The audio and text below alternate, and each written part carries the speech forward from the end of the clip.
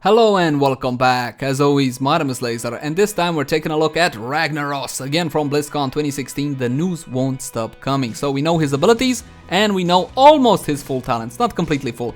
The information comes from Icy Veins, and I don't know if it's final yet or not, so take everything with a pinch of salt. Anyway, let's jump right in. I didn't even really have time to read these things, but I do know one thing. Please first take a look at the trait, at the bottom, okay? Molten Core D. Cooldown 100 seconds on this one. It's a very hefty cooldown, so you're gonna have to think long and hard before using this one. It's practically heroic level cooldown. Channel on an allied or destroyed fort or keep to unleash your full power.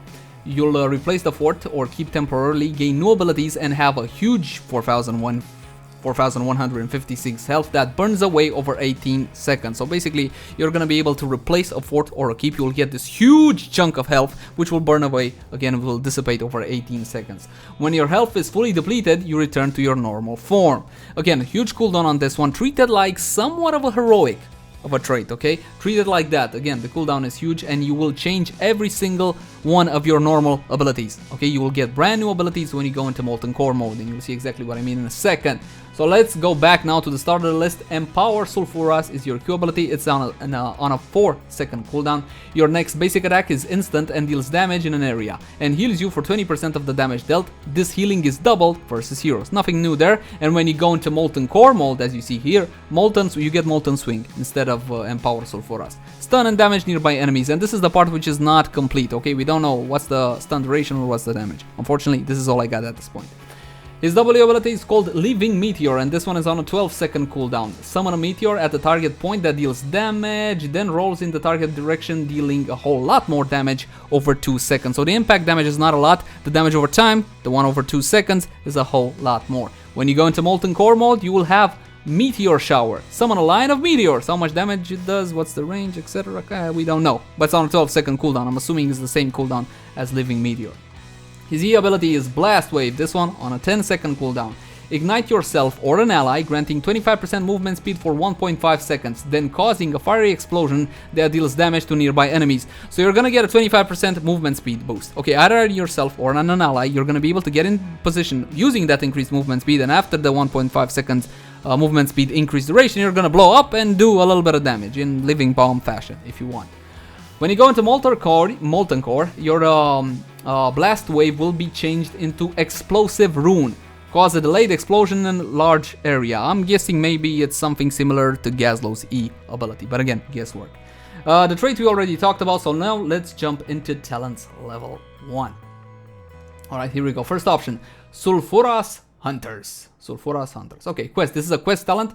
Every time you kill a minion with Empower Sulfuras, again that's your Q ability, its damage is increased by 1 up to 30, so we're gonna have to hit 30. Reward, after killing 30 minions, increases its damage by an additional 90. Okay, so you're gonna get 30 off the quest. Okay, you will get something while on the quest. I love these quest talents that provide somewhat of a benefit while you're actually on the quest. And you're also gonna get a bonus of 90 when you finish it, so that's gonna be a total of 120. Next talent at level 1, Shifting Meteor. Directly the reward. After hitting 50 heroes with Living Meteor, its duration is increased by 30%, and you can recast the ability to change its direction once per cast. Okay, this is interesting. This is a big deal, especially at level 1. So you're going to be able to change the direction, and its duration will be increased by 30%. So let's look really quickly. What was the duration? The duration was 2 seconds. Okay, so now it's gonna last what? How much did you say? 30%. Alright, so now we're gonna get what? 2.5, something along those lines. Anyway, you do the math. But I think the important part on this one is the fact that you're gonna be able to change the direction, okay? It's gonna depend on how fast is this ability, because if it's awfully slow, like for example, you know, Medivh's Leyline Seal, okay, that one is slow, but at level 20 you can change the direction as well. So I'm guessing this is kinda how this one will work. Anyway, final talent at level 1, Engulfing Flame. Blast Wave's cooldown is reduced by 2 seconds, and its radius is increased by 50%. Okay, this is a boring classic talent, clear cut and to the point. Lower cooldown, bigger range. There you go. Moving on to talents level 4, Fire Ward. When Living Meteor hits an enemy hero, you gain a charge of Spell Block, reducing damage from next enemy ability against you by 50%. Can hold up to charges, so it's Spell Block for It's Ragnaros' version of spell block, nothing too interesting here. Slow burn, next option at level 4. Blast wave slows enemies hit by 40% for 2 seconds, so huge CC. Well, okay, not huge. It's a good amount of CC, a decent amount of CC. 40% over 2 seconds on your blast wave, which again is a Wii. Alright, cool. Final option at level 4, catching fire. Cool. This one is a quest talent. Gathering regeneration globe increases your health regeneration by 2 per second up to 30 per second. Reward, after gathering 15 regeneration globes and getting the 30, you can activate catching fire to gain resistance for 3 seconds, reducing damage taken by 25%. Again, the resistance does the same thing across the line, 25% less damage taken from all sources, only the duration differs from hero to hero, from ability to ability. Okay, so this is a little bit of damage mitigation. Okay, you're gonna have to hunt down globes though. I hate hunting down globes. I'm so bored of it. Level 7, first option, Hand of Ragnaros. If Empowered Sulfuras hits at least 2 enemy heroes, it restores 10 mana and its cooldown is reduced by 2 seconds. Lower cooldown and some mana refund there. This is the first mana-ish oriented talent. It comes at level 7. I don't like mana talents. I don't like heroes being blocked by mana. You know, find something else to limit them. But yeah. But anyway, you also get a 2 seconds cooldown reduction as well on that one. Next option at level 7 is going to be Molten Armor. Each enemy hero hit by Living Meteor increases the damage of your next Living Meteor by 15% up to a maximum of 75. So this is stackable, And the question is, if I miss a meteor, does it like get reset and stuff? That would be a question. Okay, I stack it up to 75. Is it always going to be up there? Each enemy hero hit by Living Meteor. So hold on, I think this works differently. If I'm gonna hit 5 of these guys, okay, theoretically the entire enemy team, I'm gonna get 75, okay, on the next one. So I'm gonna roll that one, the one with the 75% bonus, and I'm gonna hit just 2 of them. Then that means that the next one I cast is only gonna have a 30% bonus. I think this is how this ability will work here, this talent. Finally, last option at level 7, Superheated. When you cast Blast Wave on yourself, it deals 100% increased damage. Clear, cut, and to the point. Please, more exciting options for Raggy, please. Level 10. Oh, this should be good. Let's see what we got. First heroic option, Sulfuras Smash on a 60-second cooldown. Not that big. Cool. Hull. I don't think it's Hull, I think it's Hurl. Sulfuras at the target area. It lands after 0.75 seconds, so it's got a bit of a delay to it. Dealing damage. Okay. Enemies in the center take additional damage and are stunned for 0.5 seconds. So it's gonna have probably 2 areas, an inner area which will apply the stun and the extra damage, and a longer, wider outer area which will just deal less damage. Yeah, okay. Think how Sylvanas' Wailing Arrow works at level 20, the level 20 upgrade. Okay, you know, the center part deals extra damage and I think it increases also the silence duration. Yeah, I think it's gonna work probably like that. Also nice, it's got a small delay, 0.75 seconds. So theoretically, you do have a split second to get out, or at least try to.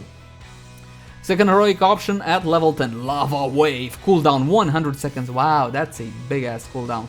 Release a wave of lava from your core that travels down the target lane, dealing damage per second to non-structure enemies in its path and instantly killing enemy minions. Damage increased by 33% versus heroes. Ooh, wow. Okay, let's read this one more time. Release a wave of lava from your core that travels down the targeted lane, dealing damage per second to non-structure enemies in its path and instantly killing enemy minions. Damage increased by 33% versus heroes. To non-structure enemies, so it's not gonna damage structures. That's the point. Instantaneously clears the wave. I don't know, it should kill catapults as well. They count as minions, right? Non-structure enemies. That means mercenaries as well, guys. Non-structured enemy, mercenary wave pushing down like a night camp, pushing down the lane should be affected by this as well. So if the enemy team has got a huge push, you could put that one down and you're done. 43% versus heroes as well. Oh, can you imagine the lava wave coming in to clear an entire enemy team who's caught off guard? Oh man, oh yeah. We also got a little bit of gameplay footage from BlizzCon for this one. Definitely looks the more appetizing of the two, if you will. Anyway, liking the heroic abilities, Lava Lane more than Sulfuras Smash. Next, we're gonna move on to level 13. Cauterized, I never could pronounce this word, I'm sorry. It means wounds which were burned up so they don't get infected. Cauterized Wound.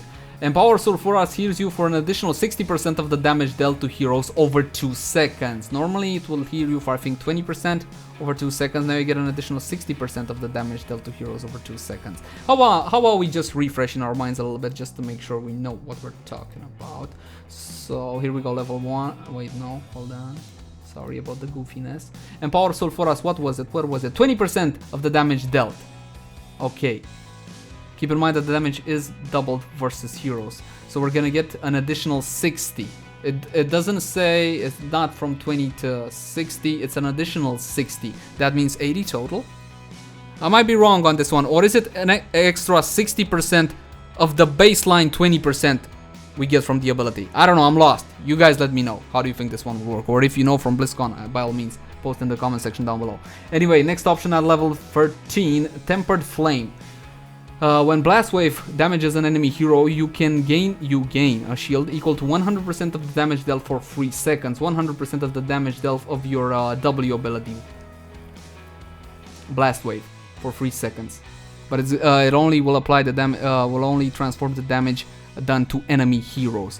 Okay, so it's gonna depend on how much damage this ability does. So we see how much of a sizable shield we're gonna be getting. Keep in mind that Ragnaros does play the assassin role. I thought for sure he was gonna be a specialist, but he is an assassin. Final option at level 13, Submerge. On a 90-second cooldown, this is a separate ability. Activate to place yourself in stasis and heal yourself for an amount over 3 seconds. Okay, so this is heal and stasis. I think how, let's say, I don't know, the Haka. You know how the Haka's abilities work to burrow down underground. You can also get a talent which you get a little bit of healing while you're underground. This is pretty much how this one is gonna work. I am curious to see about that amount. If that health amount is big, low, mediocre, okay, whatever. Also, 90-second cooldown. That's a big cooldown, a minute and a half. Okay, defensive at level 13 has, as Blizzard kind of gotten used to by now. Level 16, Giant Scorcher. Empower Sulfuras burns enemy heroes for 6% of their maximum health over 3 seconds.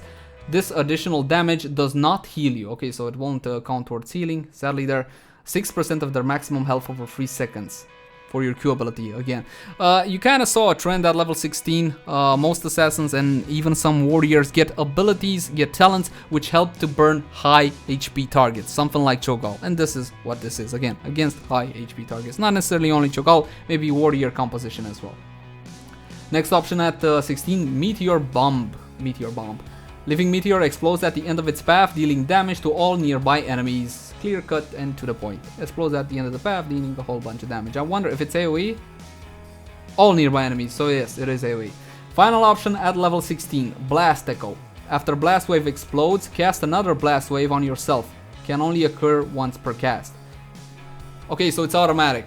After the initial one explodes, you're gonna get one onto yourself. Okay, and that's about it. It's not gonna chain. This is what they're trying to say with can only occur once per cast. You're not gonna be able to chain it indefinitely.